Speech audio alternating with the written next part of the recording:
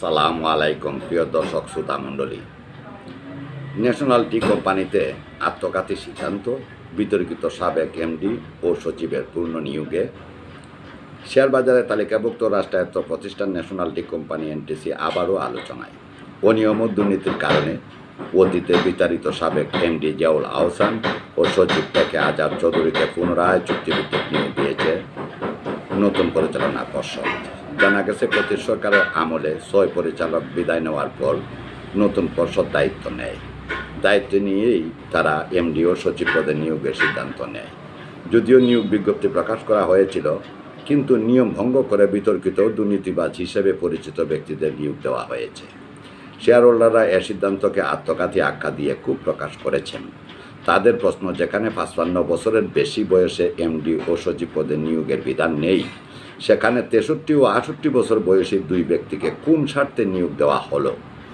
Share হোল্ডারদের মতে এ নিয়োগ এনটিসির ভবিষ্যৎকে আরও অনিশ্চিত করে তুলেছে এবং প্রতিষ্ঠানকে লুসখানের দিকে ঠেলে দিয়েছে।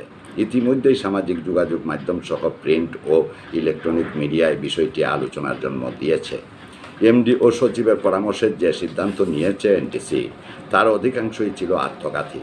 যেমন চেয়ারম্যানের সম্মানী ভাতা 75,000 টাকা, পরিচালকদের সম্মানী ভাতা 6,000 থেকে 12,000 টাকা, 2,50,000 অবিকৃত শেয়ার কিনে নেওয়ার সিদ্ধান্তে ফেসে গেছে এনটিসি। এছাড়া 2018 সালের বাতিল হওয়া প্রথা চালু করে সমালোচনা শুরু হয়েছে। এবার আরেকটি খবর দিতে চাই, যেটি আজ পাত্রকোলা চা বাগানে আমাকে নিয়ে একটা প্রতিবাদ সভা ও কর্মবিরতি পালন করা হয়েছে। তারপর আপনারা একটি ভিডিও দেখবেন, যা একটি টেলিভিশনে প্রকাশিত হয়েছে। আমন্ত্রণ রইল ভিডিওটি পুরোপুরি দেখার জন্য। কোম্পানির শেয়ারের দর 200 টাকার উপরে, অথচ কিনতে চান 119 টাকায়। বোর্ড মিটিং ফি এবং নানা সুবিধাও নিচ্ছেন ইচ্ছামতো। তার উপর কর্মক্ষেত্রের সহকর্মী বিএসইসি চেয়ারম্যানকেও করেছেন ব্যবহার। তালিকাভুক্ত রাষ্ট্রায়ত্ত ন্যাশনাল টির চেয়ারম্যান মামুন রশিদের বিরুদ্ধে উঠেছে এসব অভিযোগ। তবে বিএসইসি বলছে স্বজন প্রীতির কোনো স্থান নেই কমিশনে। সানি আহমেদের প্রতিবেদন। শেয়ার বাজারে তালিকাভুক্ত রাষ্ট্রীয় মালিকানাধীন ন্যাশনাল টির চেয়ারম্যানের বিরুদ্ধে উঠেছে একের পর এক অভিযোগ। অনেকটা রাইট শেয়ারের মতো বিদ্যমান শেয়ার হোল্ডারদের মূলধন উত্তোলনের অনুমোদন দিলেও কোম্পানির চেয়ারম্যান স্বতন্ত্র পরিচালক মামুন রশিদ নিতে চেয়েছেন বাড়তি সুবিধা। অভিযোগ উঠেছে, তালিকায় নাম না থাকা সত্ত্বেও অল্প দরে দিয়েছেন শেয়ার কেনার ঘোষণা, বোর্ড মিটিং ফি নিচ্ছেন দ্বিগুণ, মাসিক সম্মানীয় নিচ্ছেন বহুগুণ। তবে শেয়ার কেনার ঘোষণা দেওয়ার পর তার নজরে এসেছে কমিশনের নিষেধাজ্ঞা দিয়েছেন শেয়ার কেনায়।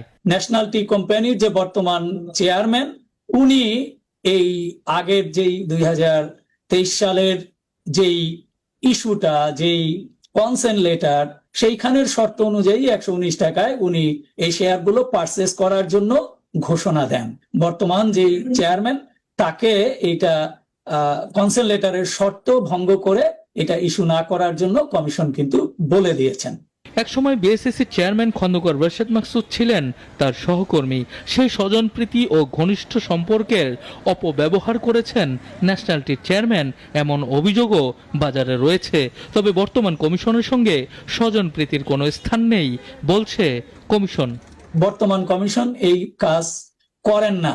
বর্তমান কমিশন আইন অনুযায়ী কারো প্রতি অনুরাগ, বিরাগ, কারো প্রতি স্বজনপ্রীতি, কারো প্রতি হয়ে কোনো সিদ্ধান্ত গ্রহণ করেন না।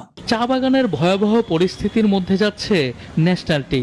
খুবই নাজুক অবস্থা থেকে কোম্পানিটিকে বাঁচানোর জন্যই মূলত চেষ্টা করছে কমিশন। কিন্তু কেউ সুযোগের অপব্যবহার করবে, এমন পরিস্থিতিতে কঠোর হওয়ার কথা জানিয়েছে বিএসইসি।